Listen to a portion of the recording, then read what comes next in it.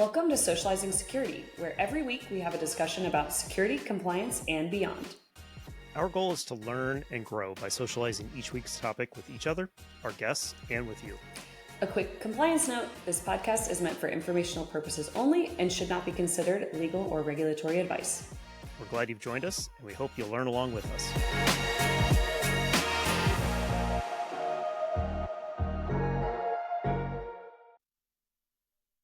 Hey everyone, welcome back to another episode of Socializing Security.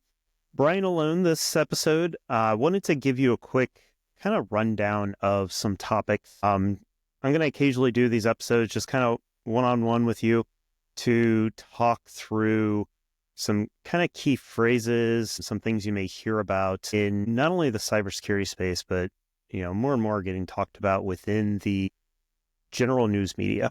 And so for those of you that are listening as kind of hey, I want to learn about the cybersecurity space, I want to do these episodes to kind of help support you to understand things that are going on. And this week, I kind of wanted to touch on the concept of cyber warfare, which to me is kind of a superset of a bunch of different kind of hacking type terms.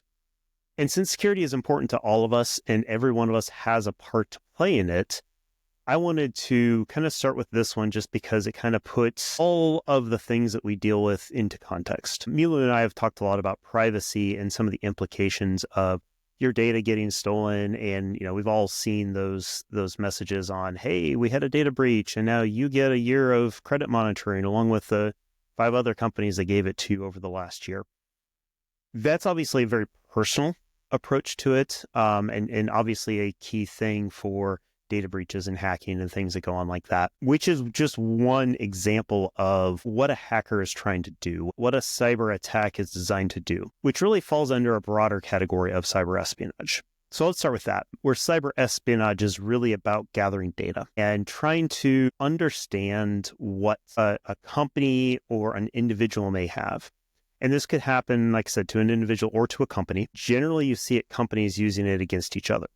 This is, hey, I want to learn something about that company and its secret sauce, what it's doing. So maybe I can figure out what it's going to do ahead of time and be able to release it. This can be very, very competitive focused. It can be something that is really about one company trying to compete with another and try to do what they're doing before they can do it, or try to keep up with them as closely as possible. And so it can be a company versus company thing. It can also be about just gathering data to be sold, being able to say, I've got 500 social security numbers and I'm going to sell them at $1 a piece or whatever that might be. This is where you get into credit monitoring a lot of times, is when this kind of thing happens, they're just going to go out and they're going to sell it to the highest bidder, and the highest bidder is going to take it and they're going to try to create fake identities, or they're going to clone those credit cards and try to spend as much as they can before it gets shut down. Things like that are going to happen. Another way cyber espionage can happen is at a nation state level. So trying to hack into another nation's systems or our own nation systems sometimes, being able to get in and find out about troop movements from a military perspective, or I want to go in and collect information about the Social Security Administration so I understand who's getting what and use that for fraud potentially. It can also be used to just kind of understand what another country is going to be doing around a specific topic. Sometimes it's used around elections to be able to understand what one organization is using for another. So not necessarily directly to the nation itself, but in the US elections, we have heard about hacking into other candidates' systems and being able to understand what they have going on and what their plans are and how they're going to do certain targeting of the electorate. All in all, cyber espionage is really about collecting information, trying to understand what another person, organization, country is doing. And sometimes that results in sale of data. Sometimes that results in utilizing that information against them in some way. Sometimes that information is just used to better understand a target and then using that information to potentially up-level to the next level. And that can be used to dig in deeper. It can be to, I could hack into one system and find out some information about a high-ranking general, for example, And then whatever information I found out there, I could then take and use to break into another system. And this is where it becomes very personal for each of us to understand that our individual information, our individual persona may seem insignificant, but could be used for breaking into the next system. So let's take, for example, I'm a nurse, I'm a janitor, I'm an individual who works at a hospital, for example, and I may get my personal information stolen through some sort of other breach with some company that I've transacted with in the past, and they somehow get my credit card number, or they get my address, or they get some PII, some personally identifiable information that they can then use to turn around and potentially attack me directly, or to en masse be able to create new personas that then impersonate me and other people. And they find out, oh, hey, this person happens to work at this hospital, and I really want to attack that hospital for whatever reason, to cause disruption, to do whatever, cyber espionage, it could be a lot of different things. By impersonating me, they are then able to somehow get into that hospital systems, whether it's through trying to figure out what my password might be and hacking that password, or brute forcing that password, or guessing that password. They may use it to create a badge and physically infiltrate that hospital and be able to get in and do something. It could be in the effort to try and steal drugs.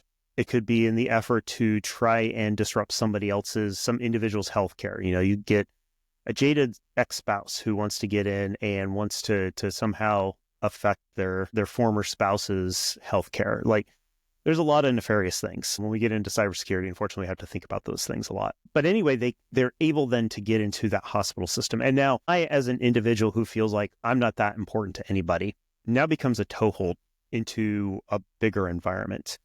We said before on the podcast, I don't care what level of the organization you are. You could be the lowest person on the totem pole that's working, part-time or even casually. If they can get through me to get into the environment, then they could potentially get into some other system that they could then abuse to then use to get to the next level of credentials, and then the next, and then the next, and then the next. Sometimes that's the way it works. Generally speaking, cyber espionage is designed to be quiet. And this is kind of hacking of the 90s and aughts. Like, they tried to be as quiet as possible. They tried to avoid raising any sort of alarm bells, because getting in and staying in and moving around quietly and trying to see what else they could get into was the goal. It was the time at which to really try to get in and find information and not let people know you were looking for information. Which is why once we get into the next level, which I'm going to go next to ransomware, really kind of hit a lot of us by surprise. The ransomware effect of things really put to the forefront, hey, somebody's in your systems and doing stuff. And the amount of times that we saw ransomware kind of pop up out of nowhere, people totally unexpected. We're talking the mid 2010s at this point, when things really started to start ramping up with ransomware. It popped up all over the place, and you had no idea, you had no concept, you had no preparation for it. The way ransomware works is just like with cyber, and cyber espionage can oftentimes lead to ransomware. Again, it's all about finding out information is a big part of the effort that hackers go through. Ransomware then becomes an execution of the access that they've gained within the environment. And so the idea with ransomware is we want to get in as deep as possible, as quick as possible, and we want to cause disruption and chaos. Not necessarily to destroy things per se, but to be able to shut down some part of the environment that organization relies on, or that person relies on, and ask for money to turn it back on or to get it back operational. My first instance of hearing about ransomware was back in the 2014, 2015 timeframe. And it was a customer of the company I was at the time. And they said, yeah, I was off doing something and my people were working on something, and they just kept having this issue and they couldn't figure out what was going on. And by the time I got back, they'd gone through several different steps, and they'd actually tried restoring some of their files. What they found was that on the file server, files were just getting locked up. They were getting encrypted. They were getting turned into just a blob with no identifiable file extension or usage or anything like that. And they noticed it because applications started shutting down. They couldn't figure out why these applications were shutting down. And they would trace it back to the files and the file server. And then they found, oh, that file's gone. It's been replaced by this other mishmash file. We don't know what's going on with this. And that caused them downtime. It caused their applications to go down at that point. There were files that they couldn't access that were important to the business. And by then, the warning bells were going off in multiple different places, and they would restore it thinking, hey, well, let's just restore that file back. And then it would just get turned back into a blob again. And eventually they found this file on one of the file systems that was the ransom note. Hey, we got into your system and we're going to keep locking up your files until you pay us this money, at which point we'll give you the key to unlock them. And they were like, well, what is this? Why would somebody do this to us? And so the effect there really was to shut down some system, something important that people were willing to pay for. Today, with ransomware, and 10 years later, we're looking at situations where they are attacking hospitals. They're using those toeholds that they can get into that hospital to say, hey, we're going to shut down your electronic health records, and you won't be able to access any information about any of your patients. You're not going to be able to store any new information about your patients until they pay that ransom. And to be able to hold them hostage, really, to hold them ransom. It's no different than, the classic 80s, 90s movies of, we're going to kidnap this person, we're going to hold them ransom until you pay us a bunch of money. Same concept, really. And using these toeholds, they're able to get in, they're able to dig in as deep as possible. Their goal is to worm their way through all the different systems, figure out what the most important systems are, be able to put as quietly as possible, place their ransomware payload into that environment so that when these restores happen, if they're not restoring the entire system, it's still there and can then just start re-encrypting. If you restore the entire system, you want to make sure to capture it in a backup. So, you're trying to be in there for at least 24 hours before you execute it. So it's a very sneaky way to get in, to set yourself up as an attacker to be persistent, to be able to keep getting back into the environment. And that's, like I said, really to just cause chaos and to just kind of block things as much as possible. Now, there are ways to get around it. There's insurance that you can get to help pay for that ransom. Generally speaking, paying the ransom isn't always going to get you back up and running, much less quickly, because sometimes files do get damaged in the process of encrypting them, or they don't fully decrypt properly. So, prevention is the key. Prevention's not guaranteed, so you have to make sure you've got good backups is a big piece of the ransomware puzzle. When we look at it as a personal thing, if and you don't see this quite as much of them attacking people, but sometimes it's a spray and pray. They throw out as much as they possibly can. One common vector that we've talked about is you drop an infected USB in the parking lot, hope somebody picks it up and sticks it in. Well, if it gets stuck into a corporate environment, kudos. You're now infected an organization and you need to try and worm your way into their critical systems as much as possible. If they pick it up, take it home, stick it in their home computer, now you've infected a personal computer, and you're probably not going to get very wide, but you may be able to find an environment where, hey, I've found terabytes of pictures this person is storing. And if I encrypt those and then pop up a message that says, hey, you need to do these things, send me money and I'll give you the key to unlock all your pictures. If your photos, your digital photos aren't saved somewhere else, if they're not backed up, if they're not protected, if you haven't uploaded them to another service that's kind of separate from your home computer system, you're kind of stuck. Like, if you want those pictures back, you're going to have to pay that money. Now, of course, if you've got them somewhere else, you could restore them, you could pull them back, and you can have access to those pictures again and not lose those wedding photos, those birthday photos, all those things. It can be a tough situation individually, because we generally as individuals try not to spend money that we don't have to, which means we're oftentimes not backing things up properly in that regard. I have been doing digital photography for pretty much since the turn of the century at this point, and stored a lot of them on CDs over the years, because that was the storage mechanism that was cheap and easy to store. Put them in a safe, one day I said, hey, I need to go back and I need to pull all those up because I wanted to go through photos looking for really old photos. And I found that some of those CDs just didn't work anymore. So I have lost pictures because of that situation, and made me really think like, okay, wow, I really need to make sure that I've got them online or make sure that they're in multiple backup situations. In IT, we oftentimes talk about the 3-2-1 data protection rule. And while I don't fully believe in that particular rule, it is a good rule of thumb to think through. So the first number, the 3, is have at least 3 copies, which is generally you've got your one that's online, ready to go, always available to you when you need it, which is also the most vulnerable piece to situations like that. When we go with the 2, the second number, the 2, generally means keep it on 2 different media. And the idea there really is to make sure that anything that would affect one copy is not going to affect the other copy. So for me, store it on my computer, store it on a storage device that's always online. There's a lot of different devices out there that can do that, to give you network storage, and then put it onto a CD and put that CD in a safe so it's safe. The 1, the third number in there, the 1 is indicative to kind of keep something off premises. So if I have a fire in this house, a CD and my hard drive are likely to both be affected by that. If I keep it offsite, if I keep it up in the cloud, odds are a fire, a flood, a tornado, a hurricane, an earthquake isn't going to affect both this and the cloud version. So try to keep them separate that way. So long story short, ransomware can come at all of us in a lot of different ways. Cyber espionage can be there to figure out if your data is valuable enough to deploy a ransomware, which I believe is part of the reason why we don't see it personally very often, is they're like, this person clearly doesn't have money, or this person is an individual and they're not Elon Musk or Mark Zuckerberg. They don't have billions of dollars. It's not worth my time. Both of those cases are interesting because they can lead to even bigger things.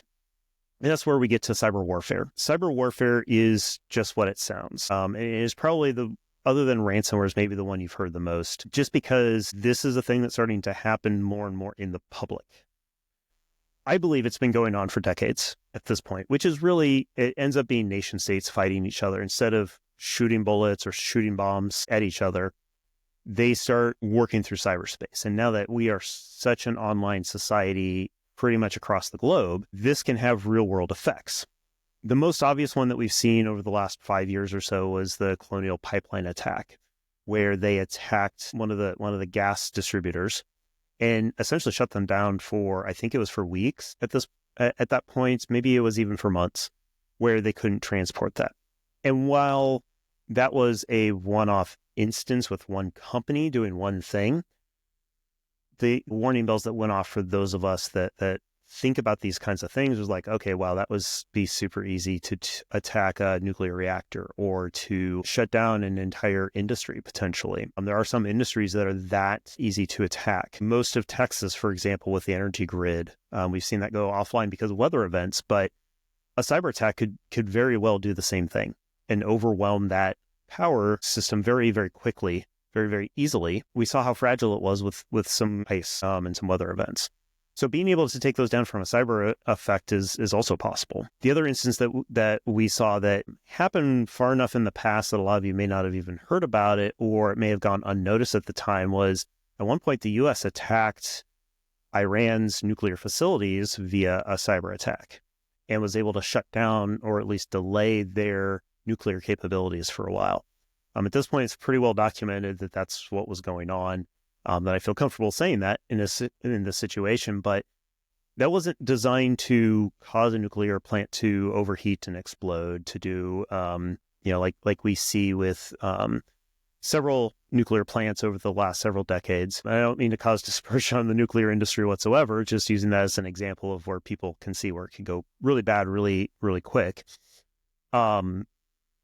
Instead, what we were doing was aiming to just shut down their program. So literally what they did is they were able to hack into the network, find some of the equipment that's used to refine the nuclear materials and cause it to spin too fast, essentially, and explode things before that material can be properly refined. And so they were able to destroy the equipment that was used to create nuclear materials in a way that didn't involve anybody actually being on site and being able to use pure technology to do that. And so really what it kind of comes down to is that in the cyber warfare area, being able to cause physical damage, physical harm to a country's abilities is possible. And of course, that can be used between businesses. And you go back into the 80s and 90s, you saw popular culture that talked about, one company trying to destroy another company, had these concepts in place where you can use technology, you can use the onlineness and the dependence on data and online stuff to be able to harm other people, other organizations, other countries. So that is possible. Of course, when we bring in the espionage and the ransomware pieces into the warfare space, you could see where those can have big impacts as well. So I talked about espionage on trying to find troop movements and things like that. Just trying to understand what your enemies are doing so that you can then turn it around on them or be prepared for them and catch them in a trap, that kind of thing. We've actually seen kind of a variation of espionage, which is going in and causing misinformation, changing their data. So, hey, we can't attack because of the weather. This weather event is going to happen on Tuesday, so let's attack on Wednesday instead. Well, if I went in there and I changed that weather data in that system to say Wednesday instead of Tuesday, they'd be like, hey, let's go attack on Tuesday instead of Wednesday, and then get caught in weather. And that whole attempt to attack could fall over pretty easily. So it's not hard to go in and change data. So it's not just about the destruction or the stealing of data. Sometimes it can be about the manipulation of data that can make an organization make the wrong decision in the first place. Ransomware, of course, is designed to cause disruption, generally to ask for money, but I could use ransomware theoretically to disrupt another organization that I want to cause them to slow down or to not be able to have access to it. If I was one car company and I knew another car company was going to be releasing a really big product and I wanted to slow them down so I could get caught up, I could go in there and figure out what their systems were that were working on that new project, who the engineers were on that, and deploy ransomware at them to try to disrupt what they're doing. In that case, I'm not necessarily interested in the money, but I may use the ransom aspect of it to hide what I'm really doing, to potentially cause a smokescreen around what I'm trying to do. I could use it as a proof of concept, potentially, to be like, yeah, I can get to those systems. You got to be careful there, because once you deploy something like ransomware, at that point, you're putting a big giant spotlight on what you've been doing in that environment. And so, they generally aren't going to do that unless they're doing things concurrently. And so being able to use ransomware to disrupt, and at that point, the disruption becomes the point, not the disruption to create a ransom. It can also be used in that concept of, anytime you get ransomware, I tell people, you got to assume if they can touch your files in order to encrypt them, to cause that disruption, almost guaranteed that they've sent them through your firewall out to their own cloud storage. So now they've exfiltrated is the word for that. They've exfiltrated your data. They've got your data. That oftentimes will lead to multiple levels of ransomware. So you see double extortion, triple extortion schemes where, hey, I got all your pictures, to make this personal, I got all your pictures and I've encrypted them. So give me money if you want to get your pictures back. Okay, cool. I'm going to pay you the money. I get the pictures back. Oh, by the way, I see you've got some unsavory pictures in here. I'm going to release them unless you give me more money. And so you give them more money. That's the second extortion. And then they may go to friends of yours who also have pictures that are a bit unsavory. And they may go to them and say, hey, I found this picture of you on your friend's computer. Give me money, otherwise I'm going to release these pictures. And now that's kind of that triple extortion. And in a business scenario, that third extortion can be hey, I'm going to tell your partner or your customer that I've got their information unless you pay me more money. And they could potentially turn that into a fourth extortion where they go to the customer and say, I've got your information, I will release it. So you can see where they're being creative about how they're using that data. To turn it back to the warfare concept, having all of those are just tools. They're tools that can be used in the effect of a war. And those wars in cyberspace aren't always about killing people or destroying property. though they can. Those things can happen. If I want to start a war with a country and I can get into their hospital systems and hit as many hospitals at once and eliminate the ability to cause people to be able to get healthy again, to prevent them from dying. Like if I can remove that ability, that's going to cause panic. It's going to cause chaos. And if I start a physical war at the same time, now I've reduced the ability to cope with the effects of war. Meanwhile, causing all that distraction on the back end and distraction can be misdirection. Think magic shows can be a huge tool for being able to affect a company or a nation or a group of people just in general. So again, to kind of turn this back to us as individuals, because security always comes down to individuals, in my opinion. Like if we aren't all individually working towards security, then we are all allowing gaps in the security space. We can all be the first target. And we've talked about these concepts around, don't pick up that USB drive and stick it into a computer. That is an individual thing that we all need to be on the lookout for.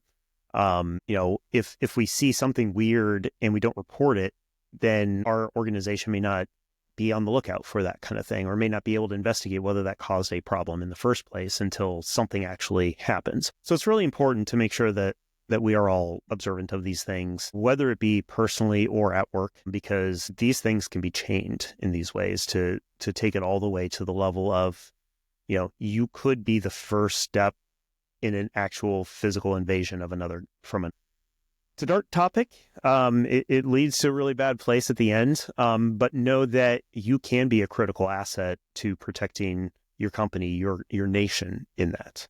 And all you have to do is be aware of that. And I would say the first step to that is listening to this podcast. So you're already doing that. So Milu and I very much do appreciate that. I hope this was a helpful thing. We've been getting some feedback that people are listening or watching us in order to learn some of these basic things. So I definitely felt like this was maybe a good series of things to do. Brian explains the basics, something to that effect. We'll workshop it. If you found this useful, definitely let us know. I would love to hear good or bad on this. Doesn't matter whether you're listening to this the day we release it or a year from now. Whether I continue doing this or not is beside the point. Things change over time, and maybe it becomes something we want to do later. So would love your feedback on episodes like this. We've been trying a lot of different things. So would love to hear your feedback on that. Whether you tag us on LinkedIn is super easy in that regard. Whether you email us at info@socializingsecurity.com, or you reach out through our other social that we have as individuals. We don't care how you reach out. Just let us know that you've listened to some episode, you had this feedback, or you've listened to a bunch of episodes and you've got this other feedback. We welcome it at this point. We want to make this something that people actually want to listen to, something that people want to share with their friends, so that we can increase our listenership and try to make this topic of cybersecurity more sociable and more approachable to people. Likes and shares are always welcome as well. So with that, I'm going to leave you now. Again, I appreciate your time to listen to this, and I hope you have a great day. Thank you for joining us for another episode of Socializing Security. We hope you learned a thing or two with us. If you'd like to continue socializing with us on this topic or have feedback, we'd love to hear from you on LinkedIn or social media. Just search for Socializing Security. Or you can email us at info@socializingsecurity.com. Until next time, stay social and stay secure.